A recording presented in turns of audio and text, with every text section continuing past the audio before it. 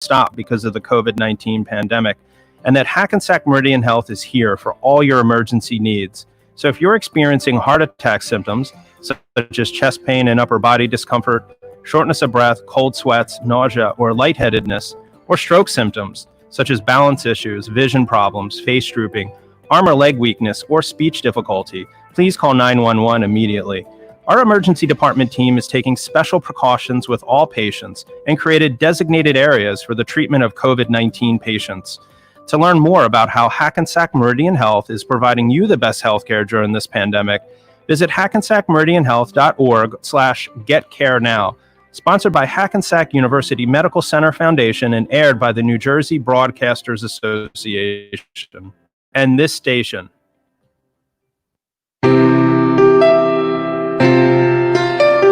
Morris County needs our Spanish-speaking community to fill out the 2020 census. It's safe, it's easy, and it's really important. If we are not fully counted, communities in Morris County from all nationalities, races, and ethnic groups will lose federal aid. Less money for housing and child care programs, less for schools and student lunches, less for senior citizens, less for community health care.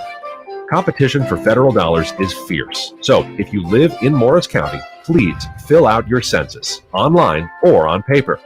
No one will ask about citizenship, Social Security, bank accounts, or personal info. Help Morris County count in 2020. Do it now. Visit NJ Census 2020.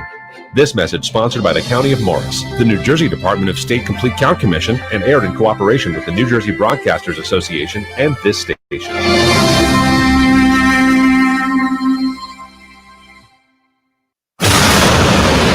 You're listening to WBWD 540 AM, Islip, New York, a part of Universal Stations, LLC. The views, opinions, and statements expressed in the following program reflect the views of program contributors and do not necessarily reflect the views of WBWD Radio, its management, or its sponsors. For questions and comments, please send us an email at contact@bali540am.com or visit us at bali540am.com.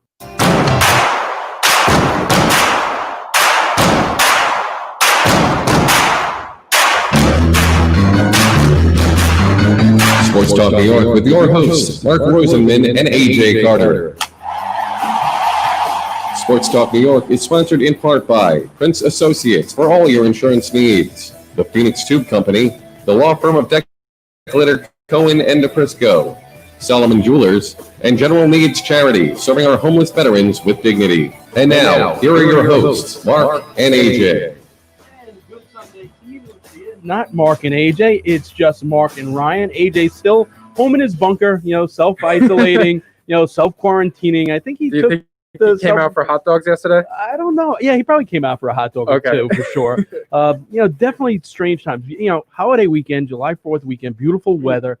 It was just so weird not to have baseball, not to think about like what place your teams are in, because July 4th was always that line of demarcation where, if your team was in single digits, games back, whether it be wild card or the first place, you had a pennant race to look forward to in July and August and then September. We'd be picking all-star teams. Yeah, it's very strange. It is very, very strange. And we'll talk about it for sure, because it's time now for the Capco Major League Baseball report. With summer camp underway, it means warm weather is here, and it's a great time to keep those windows and doors open.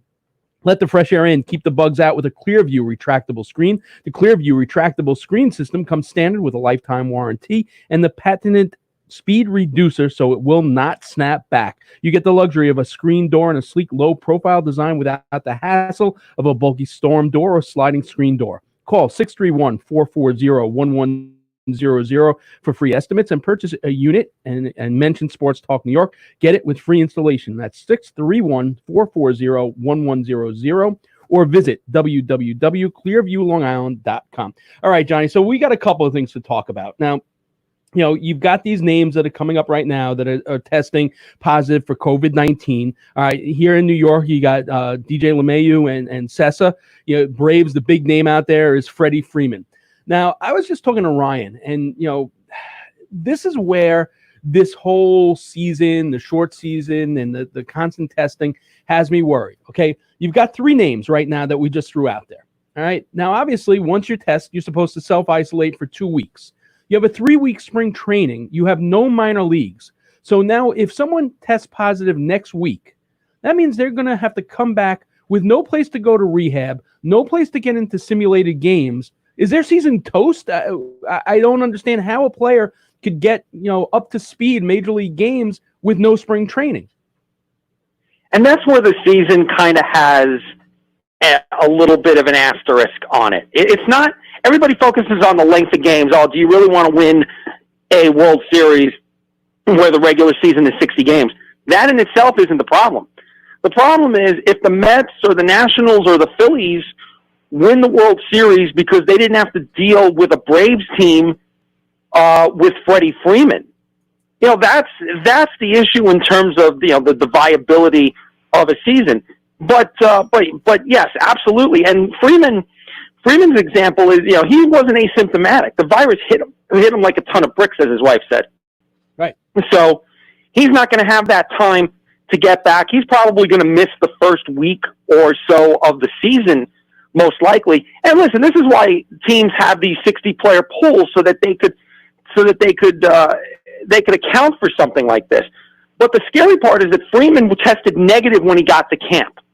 So something happened in the time when he was at camp. And then you wonder, okay, well, if he got it at camp, how many other players are going to test positive next week or in 2 weeks?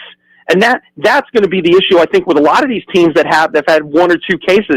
How many cases are they going to have in 2 weeks? Yeah, and it'll be unavoidable once it's mid-season. The guys are going to be around each other, so you just don't know. Yeah.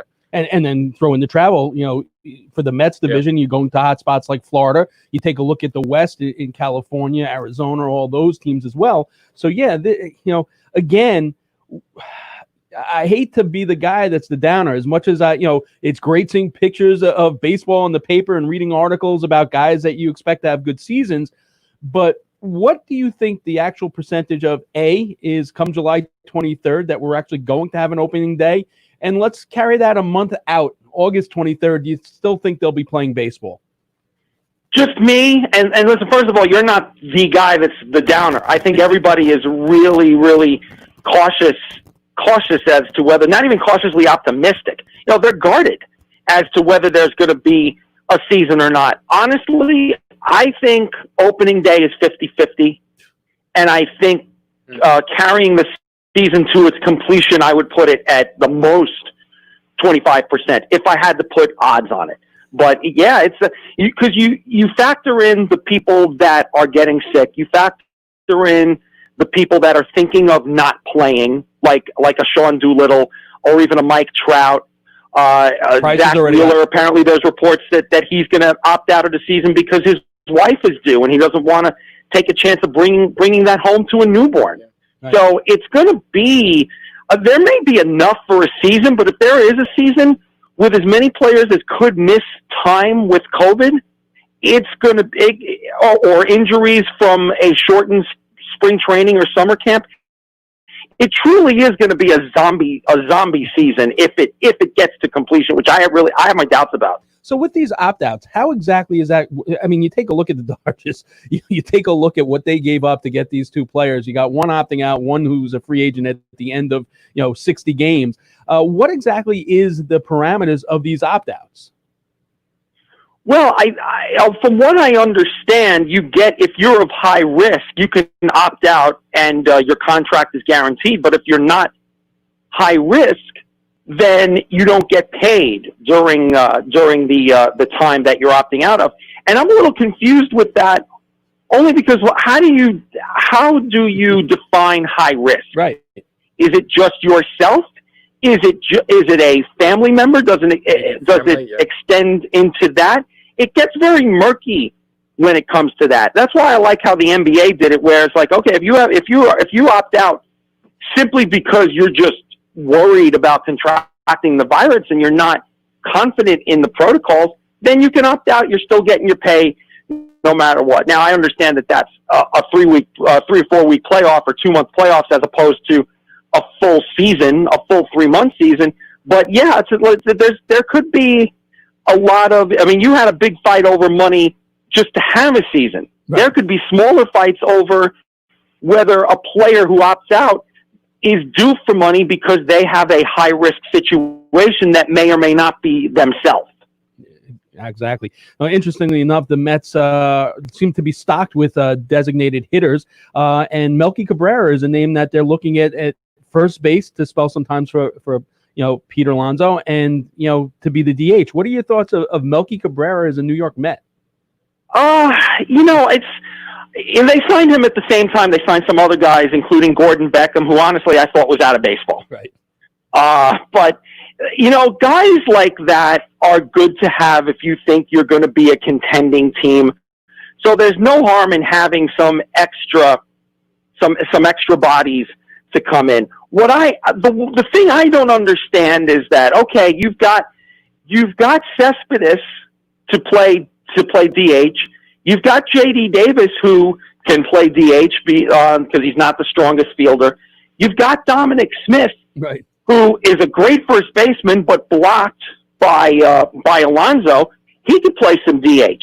Why exactly do you need Melky Cabrera to come in and be a DH? And even more than that, why would you need Melky Cabrera to play first base when you already have an accomplished first baseman in Dominic Smith? And you've got guys that can play the position. Like I'm sure J.D. Davis in a pinch could play a game or two at first base. And so plus you picked up Melky Matt as a Adams. first baseman designated hitter doesn't really make a whole lot of sense. Agreed. And plus the fact you brought in Matt Adams before that as well. So that was his other position. Right. All right, Johnny, we'll speak to you next week. And it's interesting now. We look at the injury list. The DL list is basically just guys that have COVID. It's crazy. Crazy time for sure. All right. John Coppinger heard here each and every week with the Capco Major League Report. We're going to take a quick break. On the other side, Minnesota Viking legend Chuck Foreman joins us, so keep it tuned right here.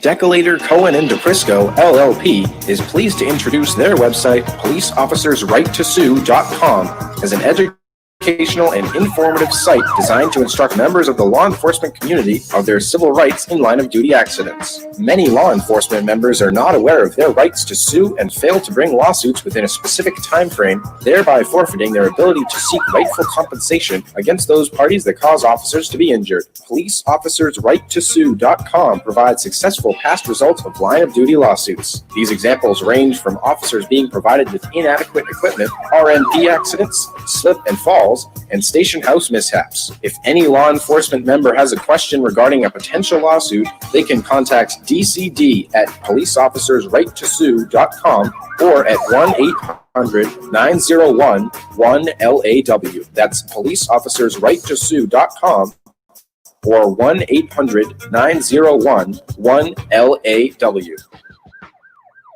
And welcome back to 540 AM Sports Talk New York. Mark Rosen, Ryan Sherman with you this Sunday evening, the holiday weekend drawing to an end. Hope everyone had a safe and great 4th of July.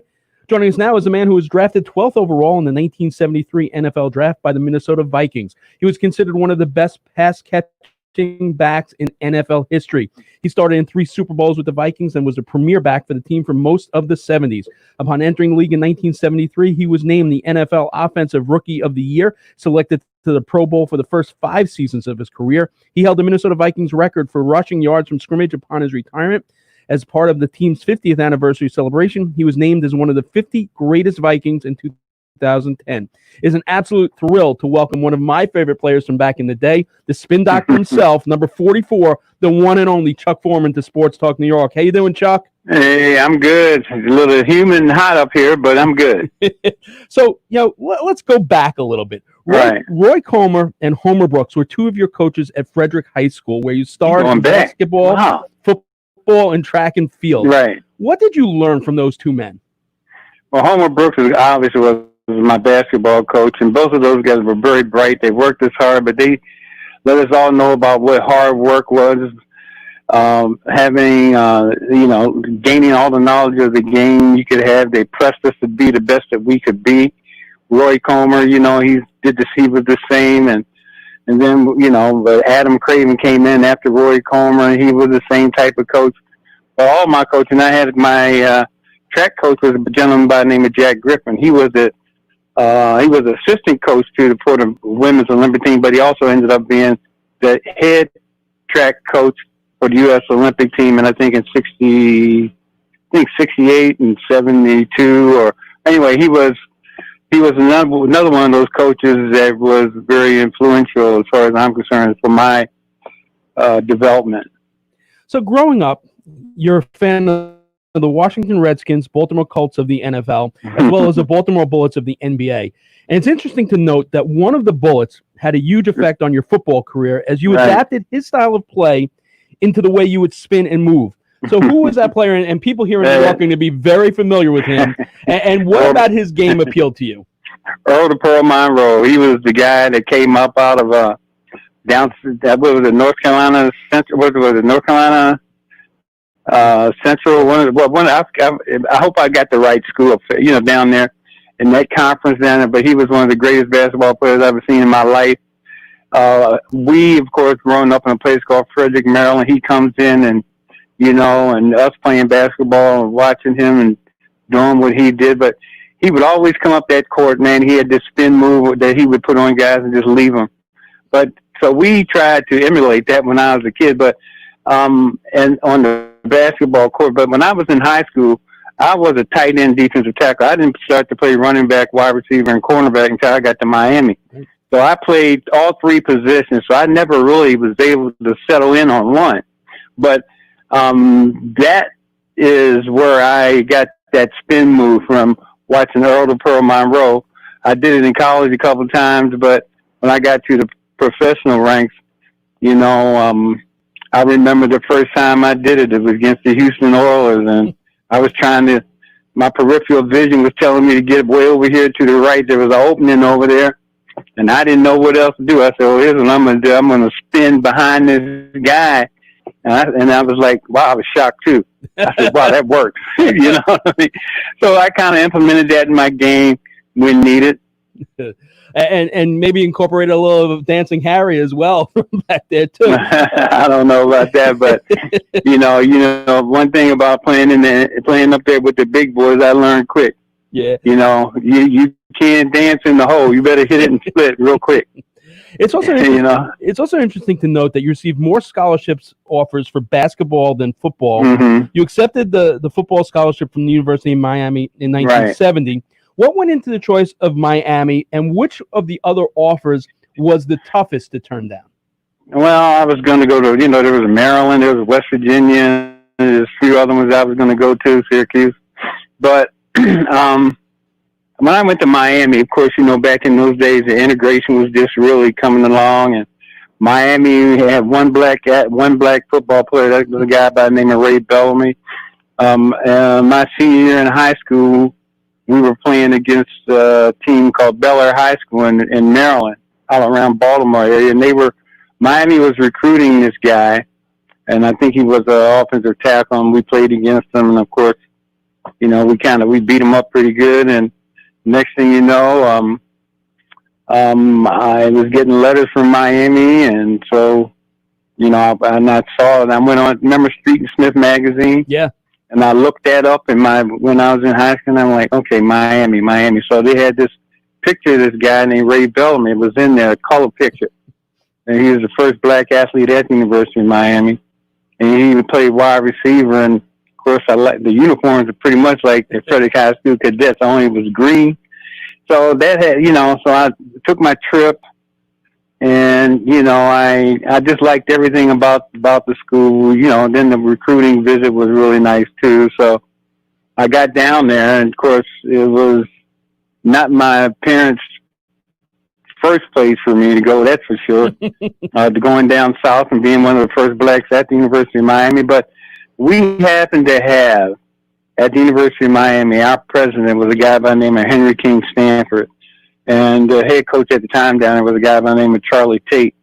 Good old, Southern gentleman and everything. But anyway, I'm willing to bet that there aren't many athletes that's ever come through the NCAA that's had a relationship with the president of the school like me, Ray, and a few of us had with our president. Because if there was an issue that we had to deal with, we could have went to the coaches for sure. We didn't have to go to the coaches.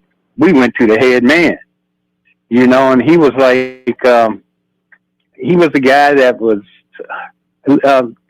let's see, how can I work? Indiana Jones. He's a kind of an Indiana Jones type guy. He was all over the world doing different things when school was out, and just a great guy, a great mentor, and certainly made it much easier for us to make that adjustment at the time. So, when the integration was coming along at the U. It's also interesting because you're there at a time with turmoil in the program. 2 games Right. in your sophomore year, Charlie Tate resigns. That coupled with the injuries to the defensive backfield necessitated you changing your position to cornerback, which limited your role on offense. How frustrating was that when you get there, you're all excited to play, and then your coach resigns after 2 games, and now you're playing defense? Well, certainly that was a shock when Coach Tate resigned, but this guy named Walter Krzyzewski came in and took his place. But you got to understand one thing about when and people of my time, and especially, I looked at myself as a football player. To me, it didn't matter what position they played. They put me at. I knew I had the talent to be, as good as anybody at any one of those positions, regardless of where they put me. And so when they came to me and said, okay, we're going to, my freshman, because, we didn't play varsity ball as freshmen. Back then you had a freshman schedule. So they came to me, I was a running back, and then I played both ways pretty much my entire time down there. But I always looked at it when they decided to move me to a different position, I didn't complain about it, not at all. Because, I just took with my father, my coaches in high school, and everybody said, okay, you got to understand your talent. And there's nothing that you can't do if you commit to it. And so whenever they moved me to a different position, I just went on and said, okay, I'm going to be the best at that position. And that's exactly what I did. And so, but they would move me from wide receiver to running back to cornerback. And, I'm willing to bet you that there's not many guys that have been drafted in the NFL's history that when they got drafted, especially as the 12th player picked in the draft, when you got up to the team that drafted you, they asked you, okay, what position do you want to play? well, that begs the question is that, when Frank Kersey comes in and takes over in the your third season, your second year playing, switch you back to running back. That season you combined with teammate Tom Sullivan to form the running back tandem nicknamed the Gold Rush Twins. Obviously, you looked at your stats, the best statistical season for you in college. You rushed 191 times for 951 yards. You also caught 7 passes, 72 yards, named first team All-American by the Sporting News. Despite all that, the following season, he moves you to wide receiver. So first of all, how much did that particular season instill the belief in you that you could succeed at the NFL level, putting up those type of numbers? And then how frustrating it was off of that great year to find yourself playing a different position the following year? Well, the only thing I can tell you is, I like Frank Kersey and all that, but, when he came to me, because they had just got this kid out of Ohio by the name of Donnie Martin, I think his name was. And he said, well, we got this guy, Donnie Martin, and, we're going to move you to wide receiver. You're not going to play running back in the NFL anyway. I'm laughing at him under my breath like, you got to be joking. That's what I was thinking. But I never looked at it as something that was always that, okay, I'll just go ahead. So I went on out there. It turned out, and I was the best receiver we had anyway. And Ed Carney, he was from up around New York anyway. He was the quarterback. And we had a good relationship on the field, and we did pretty good. Then, of course, when it was over, when I was being selected to play in all these All-Star games, I played running back and was the MVP in every All-Star game I played in. I'm telling you, it was a great trip, and a lot of guys probably would balk at or be upset about the switching around. I never looked at it as a negative. I always looked at it as a positive. But the one thing about it, though, and I don't want to keep talking on your show, but I'm just saying, when I played at running fullback in the NFL, that's my position. I was not a running back. When I played fullback in the NFL, you got to remember in those days, they looked at only your rushing yards when they compared you to all the great runners. Or, so like, forget the fact that I was pretty much a guy that changed the position as far as the fullback, runner, receiver. They didn't even count those yards and those touchdowns. So it kind of like when they look at guys, they look at their yardage, not the impact that they had on their offense. So it's kind of hurt me in that way. But, you know, it is what it is. I know how good I was when I played the game. I certainly do, too, from watching you play all those years as well. One of the only knocks on your college game was you had an issue with fumbling, and that seemed to be cured in the 1973 Senior Bowl. Again, another little New York connection here. An NFL coach gave you some advice on the proper technique. Can you tell us who that was and how that impacted? And just the fact that he took the time to talk to you at that point, how much did that mean to you? Well, it meant a lot to me. Weave Eubank is the coach you're talking about, but, you know, it wasn't about me fumbling the ball, but, you know, when I got the ball and the moves that I had, sometimes I kicked the ball out my hand, my feet, and everything was going all out the way. And he got me to the Senior Bowl, and he said, Chuck, come over here. I said, okay. So he said, here, you know, here's what you're going to do. And this is what I want you to do. This is how you're going to practice from here on out. Okay, he showed me how he wanted me to hold the ball. And he put me, you know, and he says, now you can move your feet and do anything you want because that ball's not going anywhere. And so he was the guy, you know, I mean, not saying that the coaches at Miami didn't, but they moved me around so much. I was just doing whatever I wanted to do as long as I got rid of the guy, you know. But when you're knocking the ball out of your hands, you're dropping the ball like that, holding the ball with one hand and not bringing it back in, just simple little things. But he showed me how to do that by holding the point of the ball certain ways, and but my hands being as big as they were, you know, I never lost the ball. You know, once I got to the next level, you know, it was a whole different thing. But yeah, Weave Eubank, New York Jets, you know, he came in and he was a good gentleman, and well, I owe a lot to him. So we spoke about how you were bouncing around to positions in college, but how much do you think that prepared you for your professional career when you were featured in your rookie season as the premier back that was not only running as the premier back, but catching passes, 37 passes for 362 yards. That's almost 10 yards a catch. That's super impressive, over 1,000 yards combined. How much do you think you were ready for that? Because of the no question. You know, I had like my college coaches, you know, my wide receivers coach was a guy by the name of Larry Beckish. My running back coach was a guy by the name of Whitey Campbell.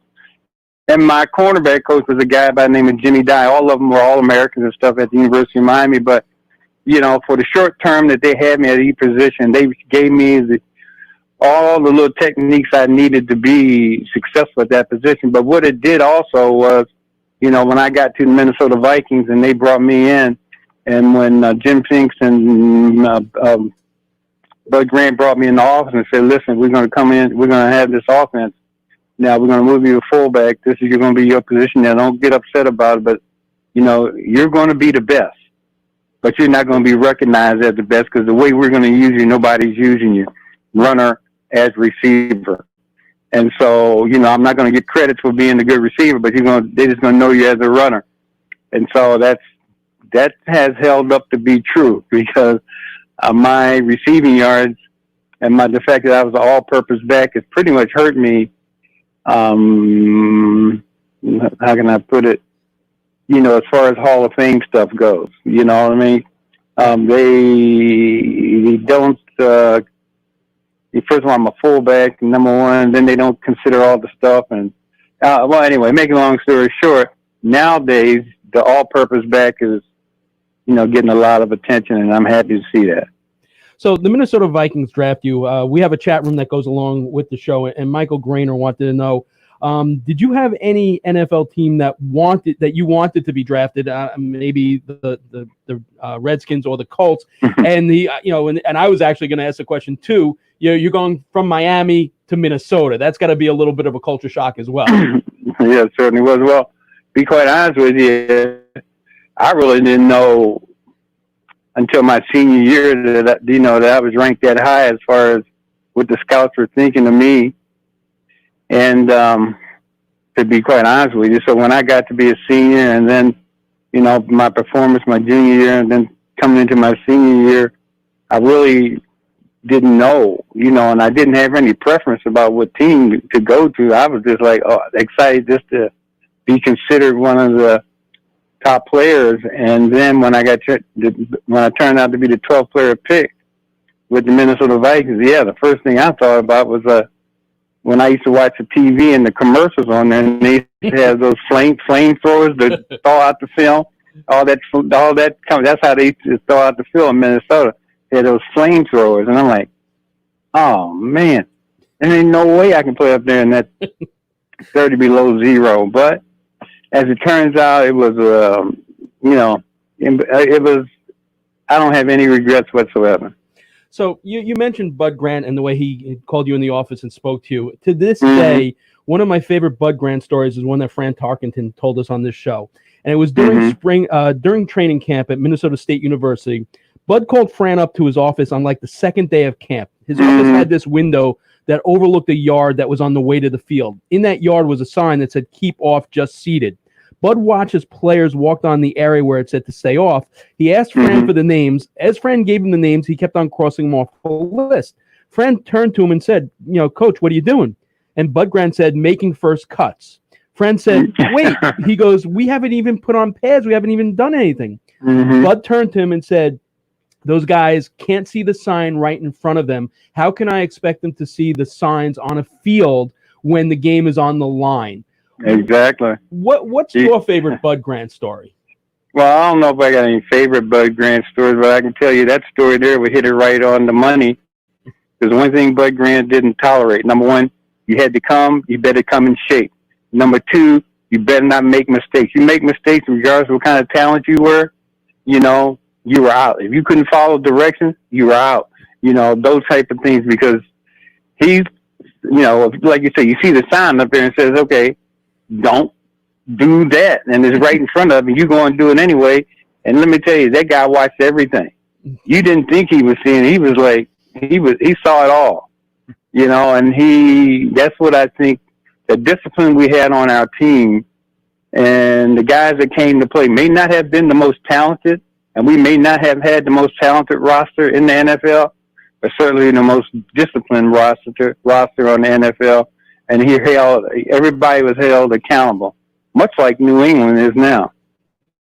Oh, you didn't have to say that here in New York, Chuck. Hey, man, what can I say? It is what it is. Because New England wasn't the type of team as they are now. Back when I played for them for that 1 year, no, they had a lot of talent, no doubt. Yeah. Listen, here in New York, we like the Vikings. Here in New York, we don't like the Patriots. But they're going to be good again. They get themselves a good quarterback. So, your rookie season, you take a team that was 7-7. You go 12-2, NFC Central Division Championship.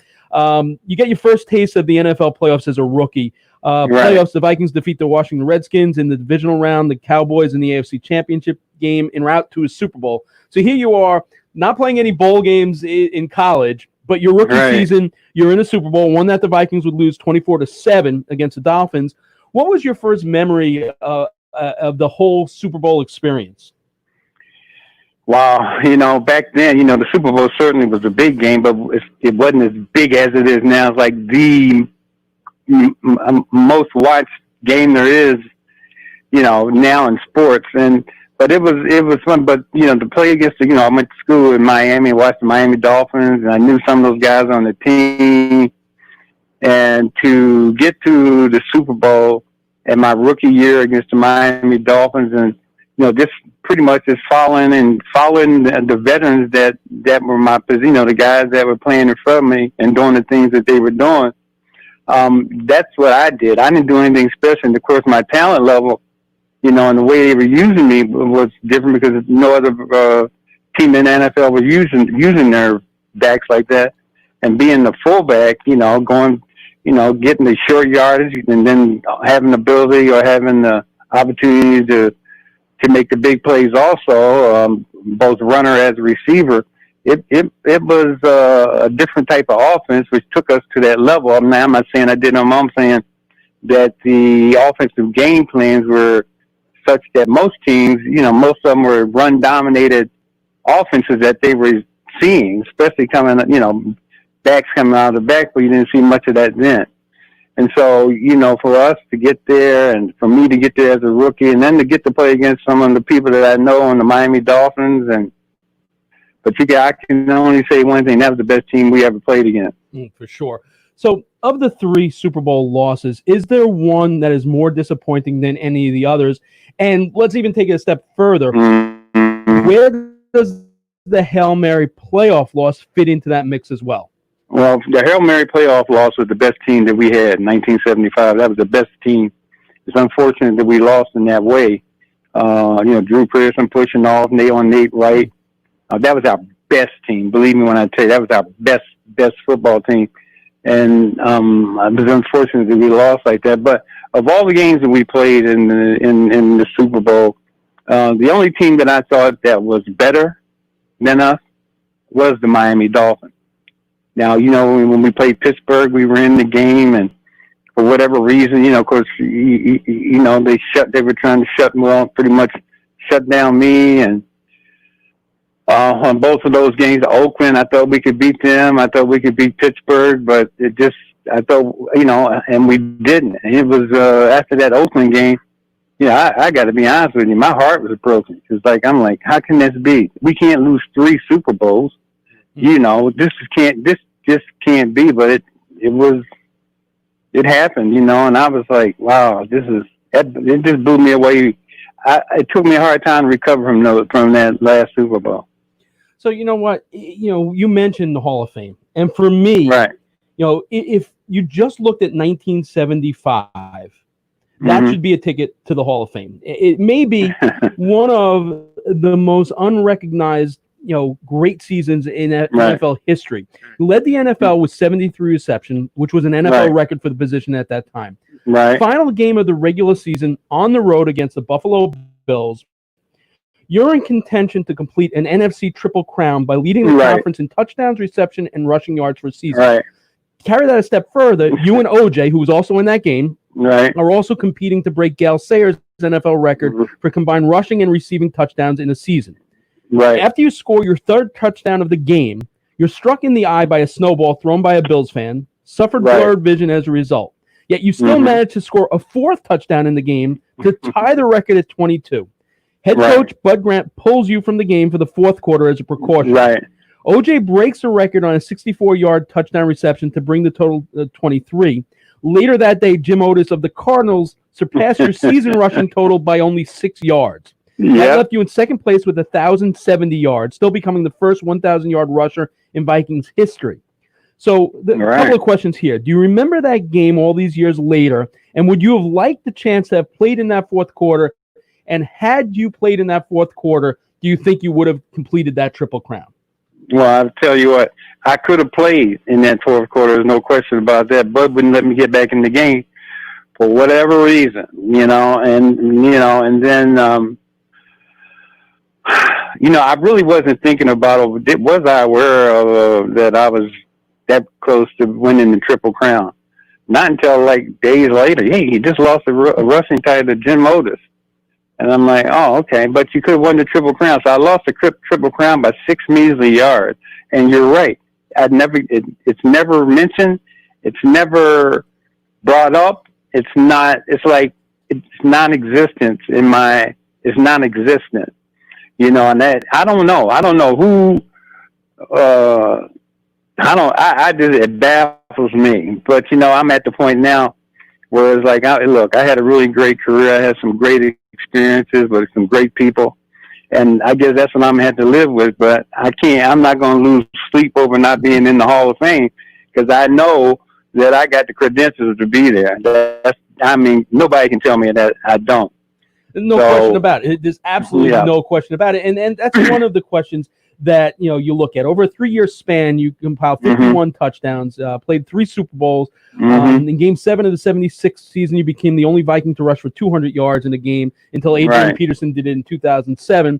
And then injuries take their toll throughout the 78-79 season, traded to New England. You take a look at it, and when people think of the Minnesota Vikings, of the 70s, immediately they think of the Purple People Eaters, then they think of the scrambling of Fran Tarkenton, and then you as well. However, you and Jim Marshall are not in the Hall of Fame.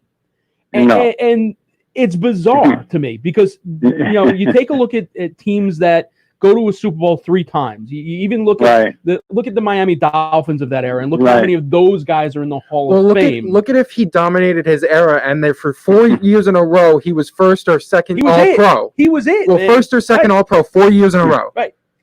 So, I mean, I hear you say you don't lose sleep over it, but, people that watched, and this is the problem with the Hall of Fame, and same thing with Baseball Hall of Fame, is years later a guy gets in, even though he was on the ballot for all these years, his stats didn't change over the years that he didn't get in. I mean, you were the preeminent back of the day, and you did change the game. You're better men than I if you say you don't lose sleep. Well, here's what I will say to you. Okay, and I have never said this before, but I'm going to say it on your show. Your team has to push you for you to get that recognition. And that's all I'm going to say. Crazy, because you're so like that team. If your team doesn't push you or think you're worthy of it, then how do you? I think most people outside of that recognize the fact that I should at least have consideration to be in there. Yeah. But you can't. It baffles me, but I've kind of got to the point now where it certainly would be beautiful if it did happen. But man, let me tell you, I'm in the fourth quarter of life, and I'm wanting to live it all. Everyone in the chat room, I got a great family, so that's what I'm concentrating on. If anything good comes out of that, that would be a bonus. Now, everyone in the chat room, there's a couple of that says, Chuck Foreman for Football Hall of Fame. One of the other questions, and someone actually during the week knew that you were going to be on, also asked me the very same question. They wanted to know what it was like, when Fran Tarkenton would leave that pocket and scramble and you had a block. Well, I had to do what I had to do as a fullback. I had to do it. I think playing fullback for me, from our offensive perspective, gave me the opportunity to do a lot of different things. Because first of all, a lot of people, who's going to expect a fullback? I'm going to go up and jump over and get 1 yard if we need short yardage, and when we need a big play, they're going to give me the ball to make the big play or catch the ball coming out of the backfield. With Fran, making those calls whenever he did, there's only one call that he made that I was like, what are you thinking about, Francis? And that's when we were, which play I'm talking about? Which one? Think about it for a minute. Super Bowl. Oh, go ahead. Okay. He called 22 lead to go in. We could have went in for a touchdown. He had me blocking and gave the ball to Brent. And Brent fumbled the ball, and that's when Willie, went for that long TD run. But to me, my thing was like, I was like, hey, man, I can jump over that, Right. So I never second guessed Fran. He was, and you got to remember one more thing too, back in those days, see, they didn't have anybody up in the booth to calling down plays to your helmet. Hey, call this play. No. Right. We had to know, the quarterback had to know every play that he might audible to, you had to have total recall right then. It wasn't like, when you're nowadays, they call these guys and they say, like, change this play to this, in the helmet now.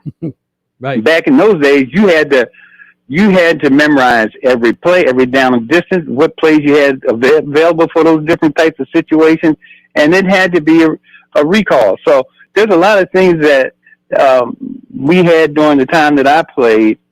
I'm glad these guys got all this technology now, but what I'm saying to you, you had to really study and be aware of every situation that you were in, offensively anyway.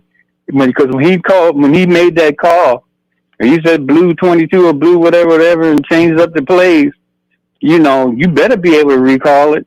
You better be, and it could have been 100 out of 100 plays. You better be able to get, that had to be something that it automatically came to you.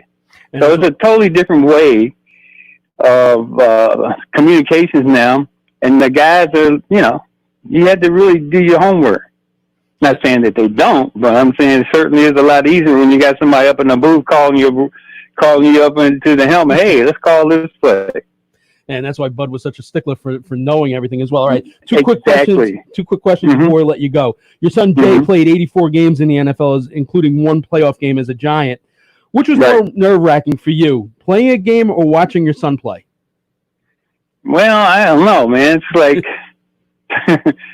I don't know. I think when you got people chasing you, when you got 11 people chasing you, that takes you to a whole different level. But watching them, I was excited about that for sure, watching Jay play and, with Buffalo at first and then with Houston and then with New York. But, it was exciting to see him play. And, I was always on edge when I watched him play. But I can tell you another thing, too. I was definitely on edge, too, when I looked across that line of scrimmage and saw those 11 guys looking at me knowing that I'm coming. They just didn't know where I was coming to. So, that was kind of, okay, the same type of excitement. All right, so you're not only on social media, but you're also part of a See a Star lineup. Can you tell our audience how NFL fans, or in particular Minnesota Viking fans, can set up a video chat with you? Okay, what they do, this is a new thing, by the way, this virtual thing, and I'm not really savvy at it yet because I've had a couple people on, and then somehow I messed up or something. But anyway, what you do is you go to See a Star. They got all the players on there you'd like to chat with about football. And the good thing about it is that it could be a birthday party. It could be about the upcoming game the Vikings are playing, or any other game that's coming on that Sunday, or any type of situation where you might want, one of us to maybe that you could appear in person, but obviously now you can't. But you can go on See a Star and get us in there, and we can talk about anything you want to talk to, within reason, So and I've had it like 10 sessions so far, and they've been really, really good. So I'm hoping that people will use that platform, because a lot of the money portion of that money goes to the Foreman Foundation, and we do a lot of things with diabetes, and I'm diabetic, and my son runs that thing out of Lincoln, Nebraska, and we, make sure you get your test things you need for your testing and all that type of thing. And so, it's a lot of different things that we do, but, I'm excited about the possibilities of raising money for that too. Great stuff, for sure. Chuck, thanks so much for your time tonight. I love those Viking teams that you played on. Fran was one of my favorites. You were one of my favorites. On Long Island, we didn't have enough guys to play. We played this game called offense defense, where you had an official quarterback, and we all emulated that spin move. None of us could perfect it, but we all tried it. So thanks so much. It was a huge thrill for me. I got to tell you what. I played at the University of Miami with two guys from Long Island. A guy by the name of Tracy Stubbs, and what was his name? I think it's DeFazio. I forgot his first name, but Dennis DeFazio. Yeah. They were all from New York area. So yeah, I played with some people from New York. Awesome. All right, Chuck, thanks so much for your time. We really appreciate it. Hey, anytime, my friends. You got it. Chuck Foreman, number 44, the Spin Doctor. We'll be back with the NHL report right after this. 1952, Solomon's Jewelers has been the name to trust on Long Island for jewelry. Solomon's Jewelers is a 60-year-old family-owned business run by jewelry professionals and Gemological Institute of America graduates. 3 generations of experience let them offer you certified appraisals. They have a highly skilled design, repair, and watchmaker staff on premises for all your restyling needs. Solomon Jewelers offers a wide variety of magnificent designer couture jewelry, name brand watches, and certified diamonds. Solomon Jewelers pride themselves on having the best customer service and support in the jewelry industry. They are there with 60 years of experience behind them to help educate and guide you through every step of your jewelry purchase.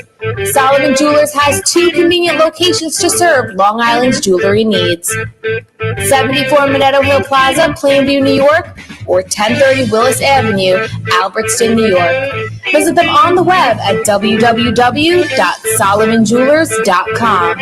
Solomon Jewelers, serving Long Island since 1952. Since 1964, Prince Associates' commitment has been to provide customers with the best insurance value and service available, while maintaining the highest ethical standards and credibility with their clients, carriers, and the public. Prince Associates Incorporated is an independent insurance agency with a broad range of commercial, personal, life, and health products.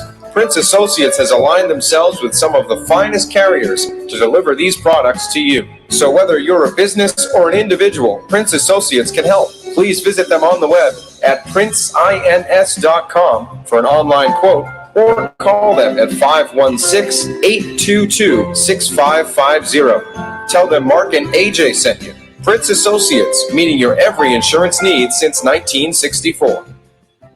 And welcome back to 540 AM Sports Talk New York. Mark Roseman and Ryan Sherman with you this Sunday evening. Hope you just enjoyed that great 40 minutes with Minnesota great Chuck Foreman, one of my favorites. A lot of people out in the chat room say hi out there to Henry Rosenblum, who's got a great new book out there. Check that out.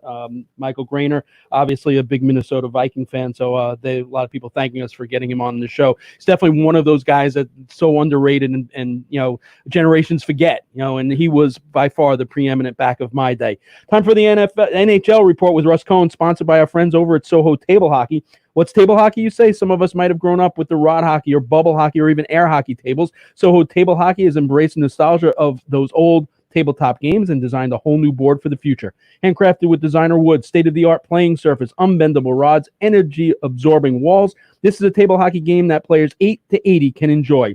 Even better, the exceptional quality and design allows the game to stand up to the intensity of tournaments, which is why Soho Table Hockey is the #1 choice of championship players throughout North America. Visit SohoTableHockey.com to learn more. Start your order on a custom game. You can choose your wood, a center ice logo, and even the team matchups. Go ahead, drop the puck. You'll love Soho Table Hockey so much you won't even be able to stop playing. All right, Russ, so, the NHL hasn't started playing.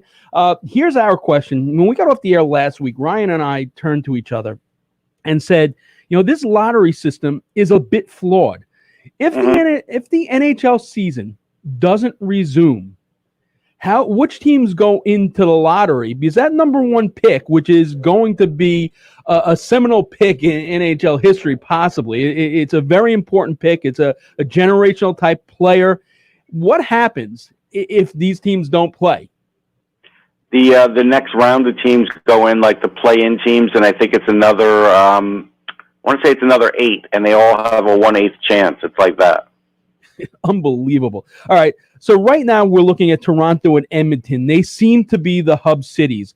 Right now, as long as nothing changes, that's pretty much set in stone, I would imagine. It doesn't look like it's going to be anywhere here in the United States.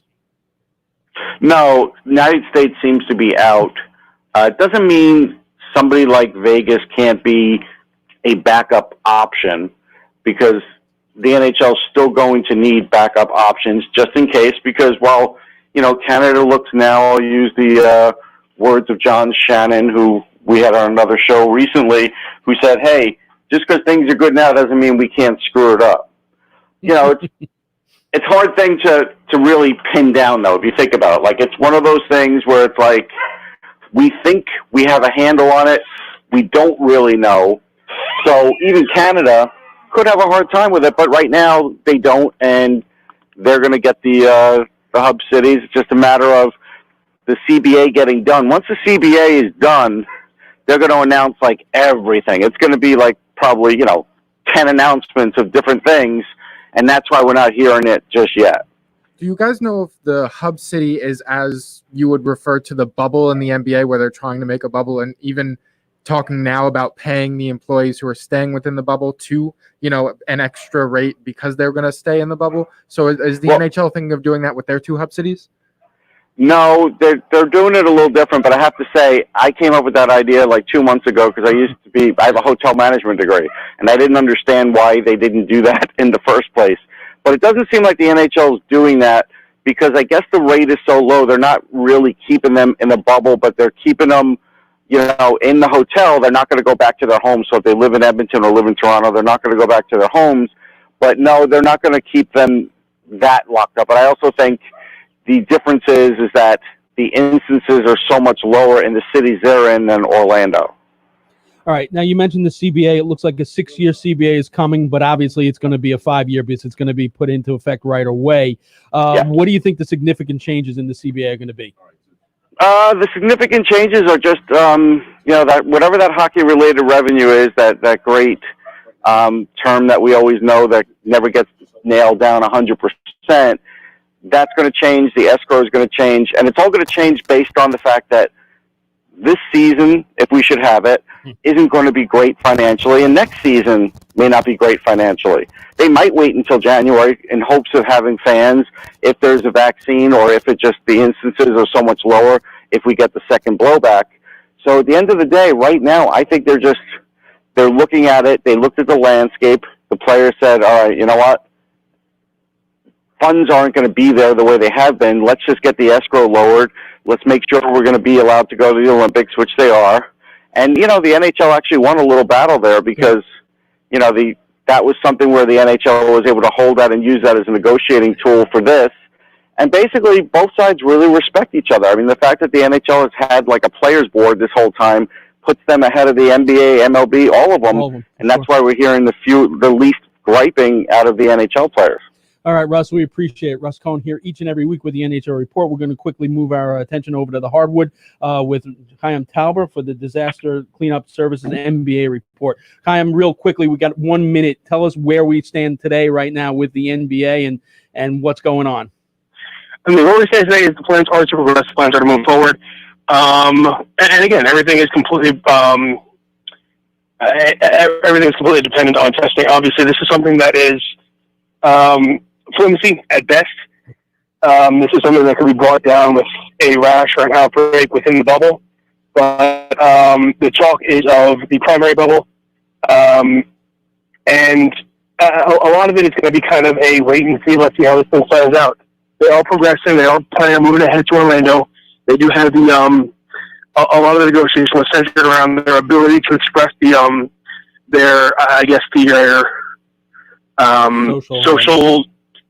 social justice, or I'm blanking on the phrase right now, and I apologize. The modifications and everything the players really want to be able to get done here, but there are still players who are going to back out, and some bad testing can bring this whole thing down. It's flimsy, but it's a go for now. All right, Chaim, thanks so much. Chaim Tauber here each and every week with the NBA Report. Quick break on the other side. Former Met Bill Pulsipher joins us, so keep it tuned right here.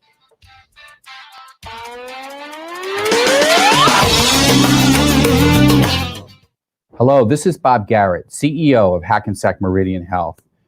Through its devastating spread, COVID-19 has touched all of us, leaving an impact on every facet of our lives. I'm so proud of the way Hackensack Meridian Health has mobilized to fight this outbreak. Our team members on the front lines fight tenaciously every day for the health of our patients and community. For us, this fight is personal. We are not only treating your families, but our own families as well. And while many things about COVID-19 remain uncertain, I am certain that together we will win this battle.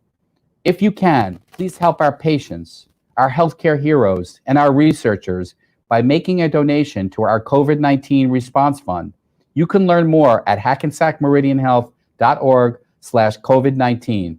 Sponsored by the Hackensack University Medical Center Foundation and aired by the New Jersey Broadcasters Association and this station. Is a friend or loved one's gambling problem affecting your life emotionally, spiritually, or financially? Do you yourself take a toll on the people around you due to a gambling issue?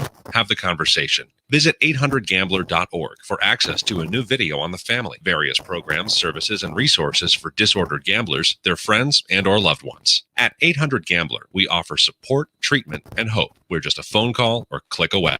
This message sponsored by the Council on Compulsive Gambling in New Jersey, the New Jersey Broadcasters Association, and this station.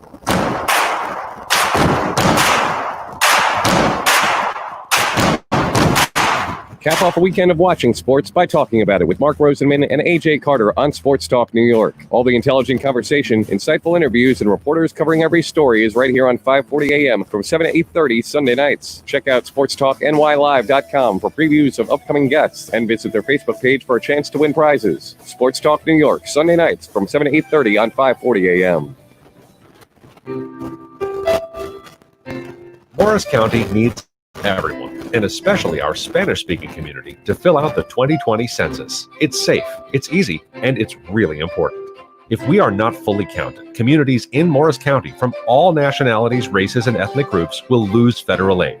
Less money for housing and childcare programs, less for schools and student lunches, less for senior citizens, less for community health care. Competition for federal dollars is fierce. So if you live in Morris County, please fill out your census online or on paper. No one will ask about citizenship, Social Security, bank accounts, or personal info. Help Morris County count in 2020. Do it now. Visit NJ Census 2020. This message sponsored by the County of Morris, the New Jersey Department of State Complete Count Commission, and aired in cooperation with the New Jersey Broadcasters Association and this station.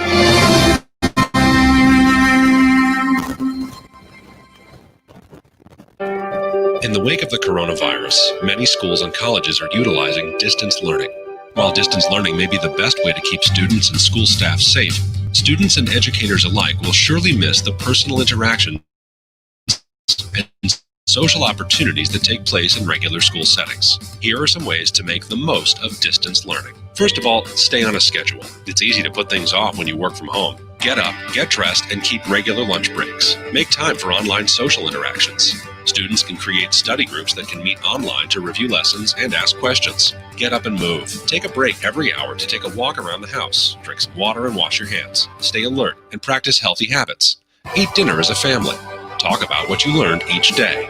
Keep a regular sleep schedule. It's easy to get off track and stay up late watching television or playing video games when you don't have to leave the house. Remember, it's still a school day. This message is sponsored by the New Jersey Education Association, the New Jersey Broadcasters Association, and this station. You're listening to WBWD 540 AM, Islip, New York, a part of Universal Stations, LLC.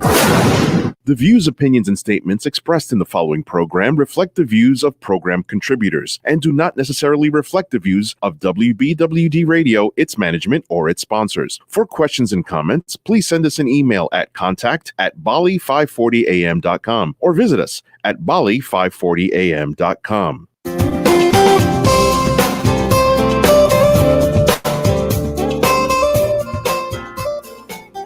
Hi, I'm Howie Rose, and you're listening to Mark and AJ on 540 Sports Talk New York.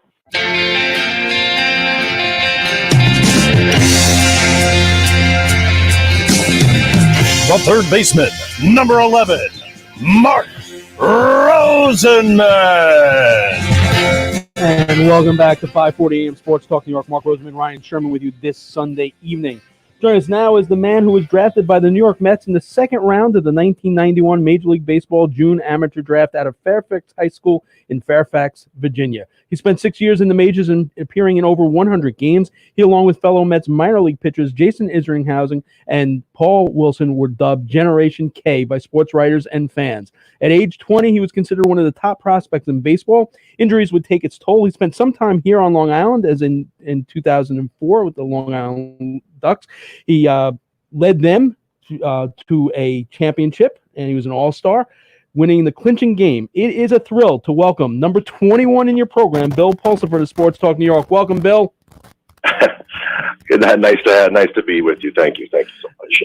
Awesome to have you here. Now, you come from a military family. You're born in Fort Benning, Georgia. Your family frequently relocates, including to Germany, before settling into Clifton, Virginia. I remember having Basketball Hall of Fame player David Robinson on our show, who also moved around a lot due to the military family. He said that sports and the fact he was good at it made the transition from town to town a lot easier for him. Was it the same with you? I don't think it could be said any better. I agree 100%. It kind of forces you to get out there and to get to know some people, and then when you are pretty good at it, it kind of draws attention to you a little bit and makes it a little bit easier for you to fit in with the new crowd. If you're a little, have some talent and show some promise in a sport. And obviously David Robinson was a big man as well, being 7 feet tall. I'm not quite that tall, but I was always a bigger kid coming through school and going through high school and that. So I couldn't agree more. So you excel in high school, and as senior at Fairfax High School, you're named the All-Metropolitan DC Player of the Year as a pitcher and center fielder. You also excelled at basketball, but baseball was your main focus.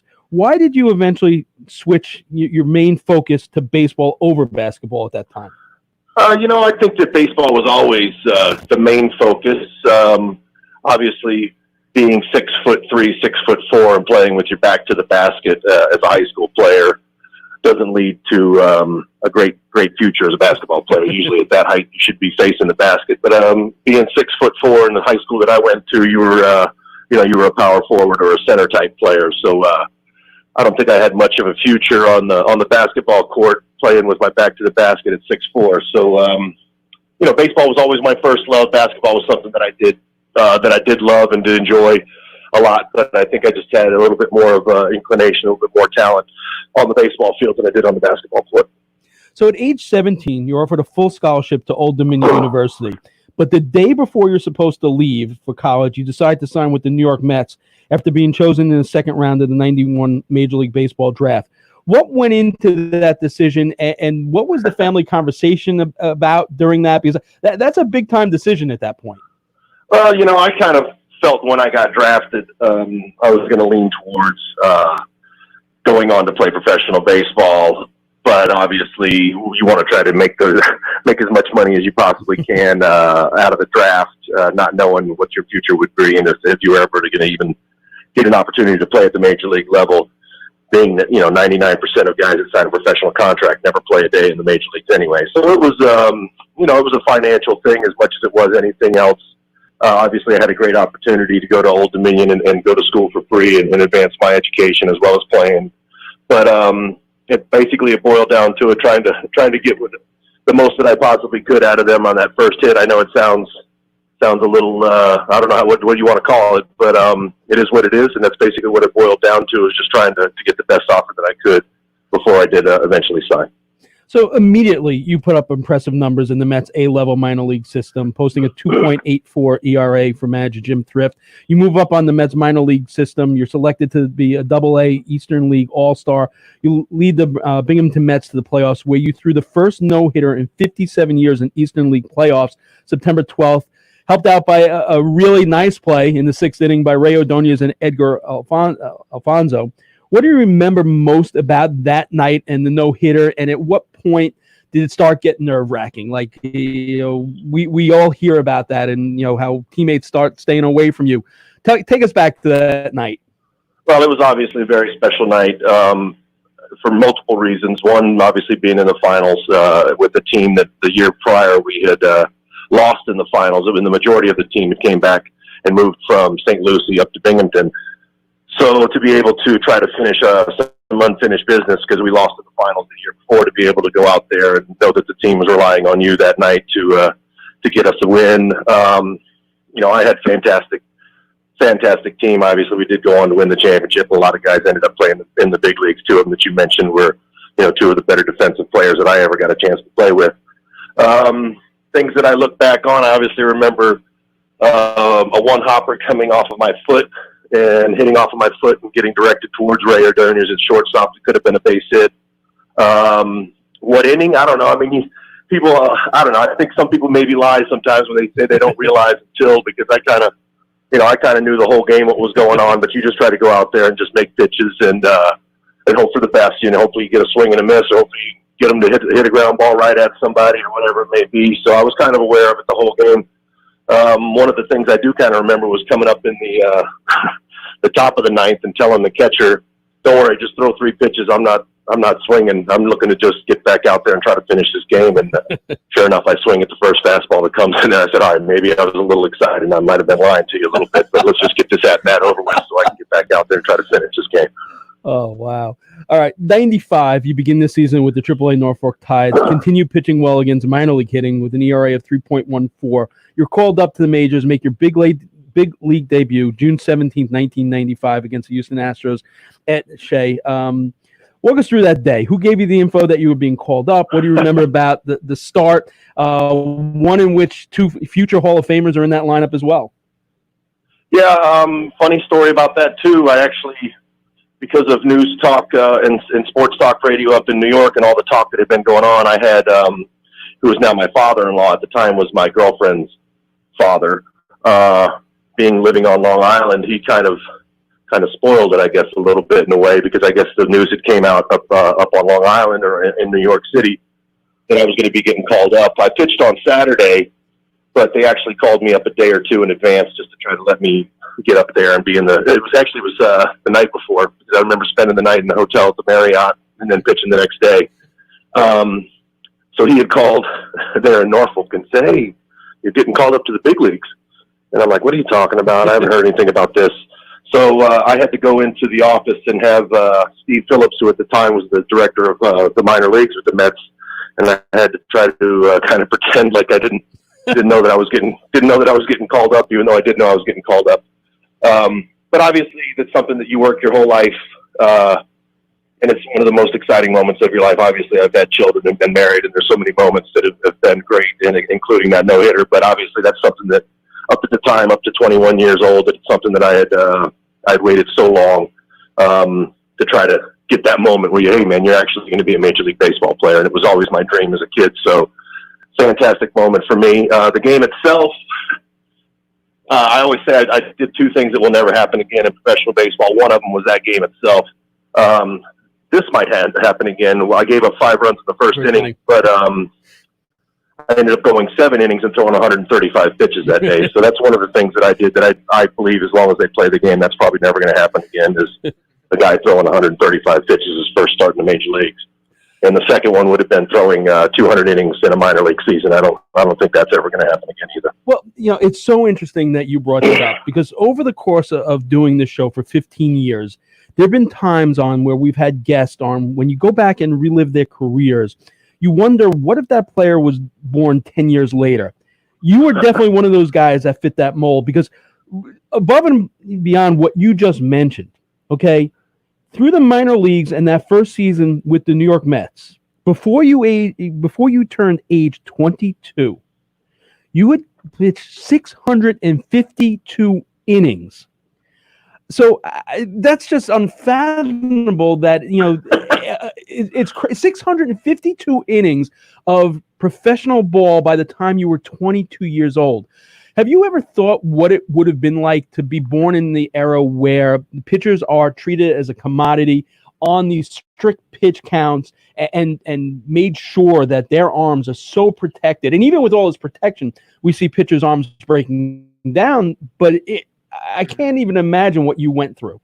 Well, I definitely think that my career and my arm has a lot to do with the way things are handled now at the professional level with pitchers. I think that we were treated the old school way, and I kind of came up at an era where they said that you had to throw 500 innings in the minor leagues before you were deemed major league ready. So it was kind of one of those things that, because I was doing so well and succeeding, I think that they kind of pushed that on a little bit to try to get to those 500 innings, so you could say, hey, he's ready to go in big leagues. Because if we look back at that time, the Mets weren't their strongest team, coming out of a strong era into an era where they kind of struggled a little bit and had some off-field issues and all kinds of things. So I think that they were looking for the future, and with their kind of their own unwritten rules that they stuck by with the 500 innings thing, I think that had a lot to do with it. I think that we're going to push this guy and keep him going, and I do believe the only way you can learn is by experience and being out there. But obviously, looking back on it, we probably did a little bit too much too soon. And I've always say this too: Nolan Ryan didn't throw 200 innings for the first time until he was 25 years old, and I did that twice by the time I was 22. So again, I think that the game has changed, and a lot of it has to do with my career and maybe Isringhausen and Wilson's career as well, with the amount of pitches that we threw. A bad outing, that's the thing when you're successful in the minor leagues. A bad outing for you is, okay, you gave up 4 runs, but you also went 7 innings and threw 110 to 115, 120 pitches. There weren't many games where you went out there, if any, where you went out there and you got knocked out in the second or third inning. You only threw 65 pitches and they beat you up. So it was one of those things where every 5 days you were throwing 110, to 120 pitches. So I think that has a lot to do with the way things kind of change a little bit with the way that they do things. You know, you mentioned the two other pitchers, and obviously Generation K was a big thing here. And the Mets have always prided themselves on being built in pitching, whether it be back in '69 with Seaver, Kuzman, and Gary Gentry, and then '73 you throw in John Matlack to that mix. Obviously '86 the entire staff with Doc and Ron Darling and Sid Fernandez and Bobby Ojeda. And the Mets had a habit of really hyping all their prospects. You go back to Sean Abner, Greg Jeffries. How difficult was it to be grouped in that group of three as a staff and put that much, pressure on you guys so early in your career? Well, I've always said this. The only pressure I really felt was the pressure of greatness that I had always put on myself. I kind of a little bit naively had expected all this kinds of things to happen in my career, to where I was going to blow through the minor leagues and do this and do that and yada, yada, yada. And fortunately, and also a little, sometimes I think unfortunately, things kind of happen that way. So it kind of gave me a false sense of how hard it is to maintain yourself in the major leagues, how difficult it is to have the longevity of your career and be successful, and maybe took things for granted a little bit. So, and obviously knowing I grew up a Mets fan, 86 Mets are still my favorite team of all time. So knowing the history of the organization, and then getting into the organization and hearing about the other names that you mentioned from the earlier teams, and then getting to know some of those guys, meet some of those guys, you kind of, you want to hold yourself to, man, I got a chance to be one of those next guys and be mentioned in the names of Seaver and Kuzman and Gooden and all the great guys that you named that are just people that I looked up to when I was a kid. So I put that pressure on myself. I never really felt the pressure of what the media was saying or what the organization was expecting, because I kind of expected those things anyway. So it's just one of those things where maybe the pressure that I felt, I don't want to say if it was too much, but maybe just didn't handle it as well as I could have, because I was a little too young, a little too naive. So there's a saying in football that there's 100% injury rate, but it also feels like in baseball now there's 100% Tommy John surgery injury rate among pitchers. So what do you make of the surgery that pitchers are having it younger and younger? Is it something that is necessary for someone to pitch at that level at this day and age, the way the ball's thrown? I don't know if it's necessary or not. I think that I do believe if you throw, you will hurt. You will, you're going to feel pain. You're going to be sore. That's just a part of it, especially, they say that the pitcher has the advantage, but I don't know, man. These hitters are pretty freaking good, and they can put the bat on the ball, and they can hit it a long way, and everybody in the lineup can hit the ball over the fence. I think maybe 50, 60 years ago, that wasn't the case. Maybe the guys aren't hitting 60 or 70 home runs like they did during the steroid era, but everybody in the lineup is able to hit 20 or more home runs. So I think that the pressure and strain on every single pitch that you do throw is that much higher. I think that more pitches are thrown at 100% max level, to where, when I first came through, they always said, 7, 8, 9. That's kind of your relax inning where you can kind of throw it in there and let them get themselves out, and they can't do much damage to you. And especially now with the way things are going to be this year, where there's going to be a DH in both leagues, that is not the case. You better come out there and you better be throwing hard, and you better be putting it where you want it to go, or you're going to be out of the game relatively quick. With the young kids, I think that obviously seeing the velocities that are out there from the major league level guys now, I think that and I do give pitching lessons, and so I have to have talks with people about the weighted ball issue and stuff like that. And I think for the young kids, they're trying to do too much too fast and trying to force velocity at a young age, and then maybe overuse at a young age, and that's leading to these injuries. And then just the velocity in itself, the arm isn't made to do what we do, throwing that ball anyway. And then when you add the extra stress, because obviously with every mile an hour harder you throw it, that's just more stress that goes onto the arm. So it's one of those things where the arm isn't made to do it. And then when you add the overwork to it, that, it's bound to snap. It's amazing that we've been having this conversation. Mike Marshall came up, the pitcher who pitched like every single day, has made these different studies, and it's just ongoing. And all these teams that put so much money and research into, the best precautions for pitchers, and they're still coming up with Tommy John injuries. You get to live out probably one of those most amazing full circle moments. You have two sons, both of which, no accident, their initials are LHP, which every baseball fan immediately recognizes left-handed pitcher. Your son is part of the Center Moriches team right here on Long Island that won the Class B state final over Seton Catholic Central 10-7 at NYSEG Stadium, which is located in Binghamton, where you started as a minor leaguer. So what was it like coaching your son while he was growing up, watch him develop into this prospect, and be there at that stadium for that moment? Well, obviously that was extremely special for me, and my youngest son actually got to go back the following year. Now, we didn't play at the Rumble Ponies Stadium, which was the B-Mets when I played there. We actually played at Binghamton University, but to be able to go up there 2 years in a row and have my kids win state titles, and then for my oldest, fortunately but unfortunately, he didn't pitch in that game because he pitched in the semifinal game, so he played center field during the final game on the stadium there in Binghamton. So I think he kind of got lucky because he actually got to go out and play in the field other than standing on the mound. Because at that point, obviously, I was just a pitcher. So it's kind of cool for him to go out there. And they fell way behind and came back and scored 7 runs in the 6th inning to come back to win that game. So it was kind of one of those things where, man, what a ride! It was great, but it looks like it's going to be over. And I'll be damned if they didn't score 7 runs in the 6th inning to come back and take the title. And that was a team actually was from that area, so they were well supported that night too. So, but to be there, be back in Binghamton, be back in a stadium that I hadn't been since when I did a little rehab there in 1997, it was incredible, just incredible, and I'll take those memories with me for the rest of my life. So, when you look back at your career, what is it that gives you the most pride, and what is it gives you the most regret? Well, pride-wise is, hey, 1%er. You know what I'm saying?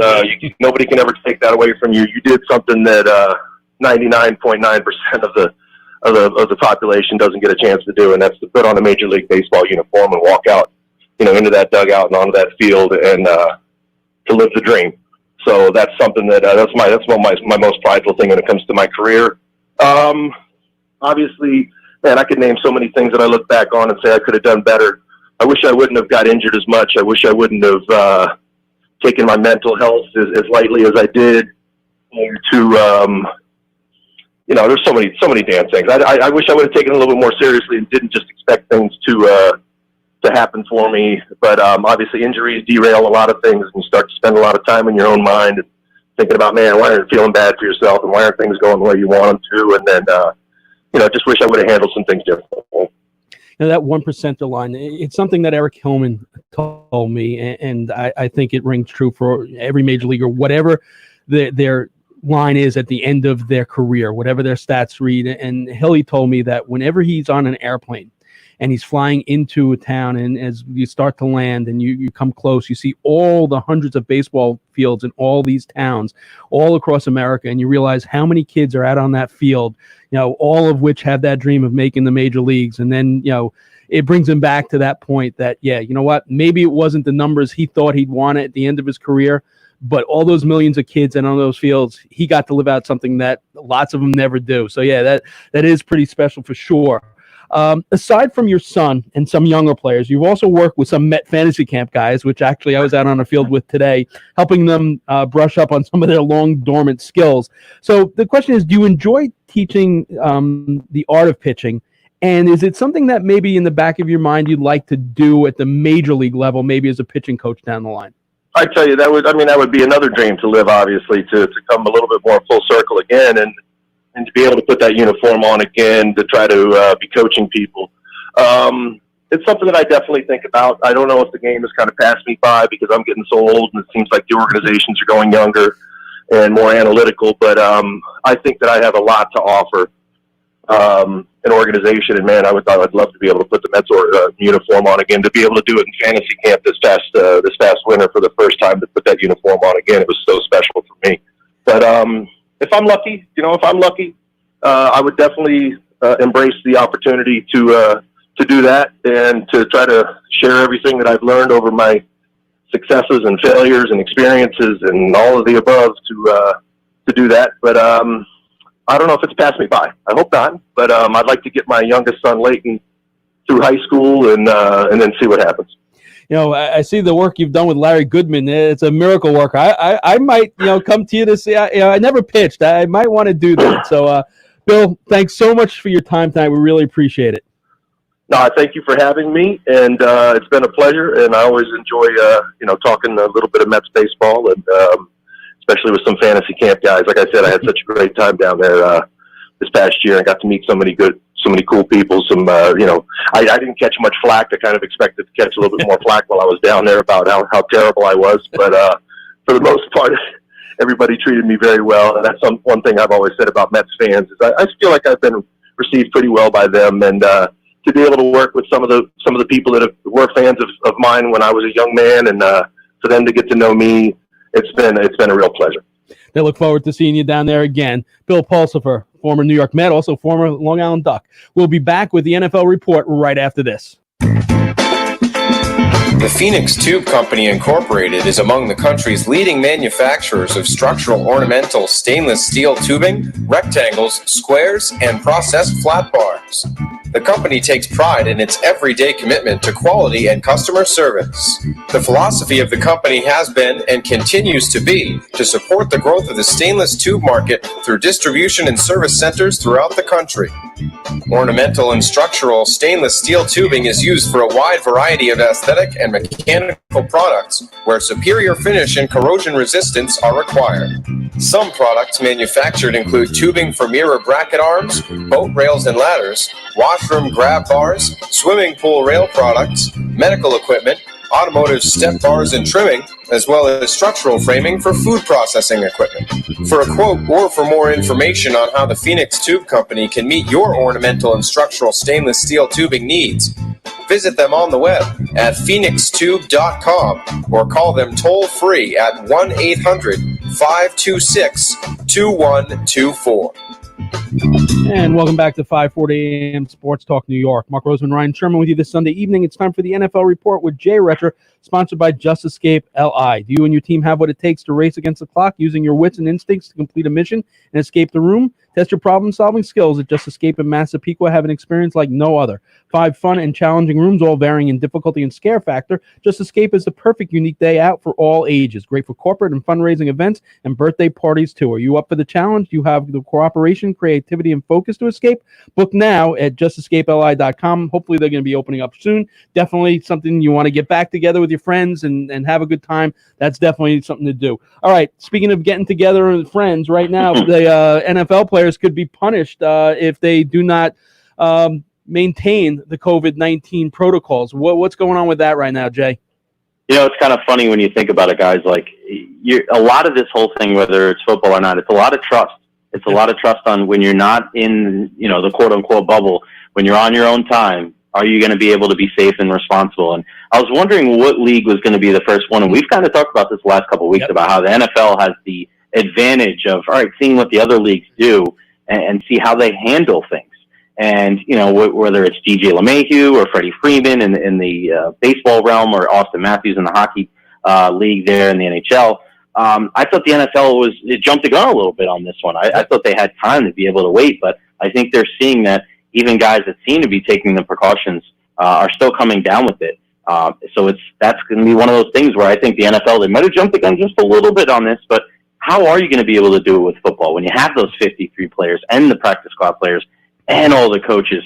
It's going to be tough, man, for them to come out with this statement. I believe it's a little early, and it's going to be interesting because it's only the beginning of this conversation that's probably going to take the entire year. And I don't know if we're ever going to come to a real kind of, unless you have a bubble like you're going to have, or hub cities in hockey. It's interesting, and I'm very surprised the NFL came out with that statement. Totally agree. All right, before we let you go, obviously lots of things going on in the world as far as social awareness, and the Washington Redskins finally, I think due to pressure from their sponsors, are now finally thinking of a name change. Do you think there'll be a name change? And if so, what do you think the name will be?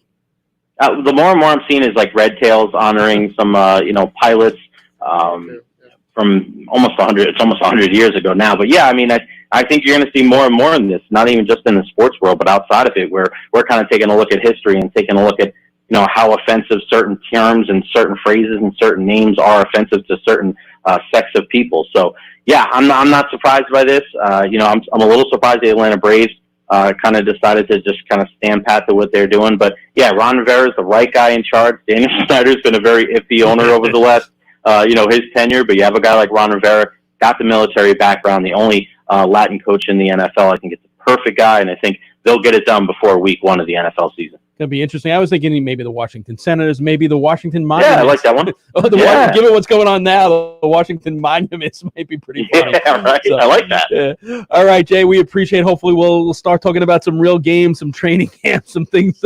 You've been unbelievable with this. We've managed to find things to talk about week after week. Look forward to actually talking about some real games soon. Sounds good. Thanks for having me, guys. Talk to you next week. You got Jay Retcher with the Just Escape LI NFL Report. Thanks, everyone, for joining us. Hope to see everyone next week. Have a good and safe one, everybody.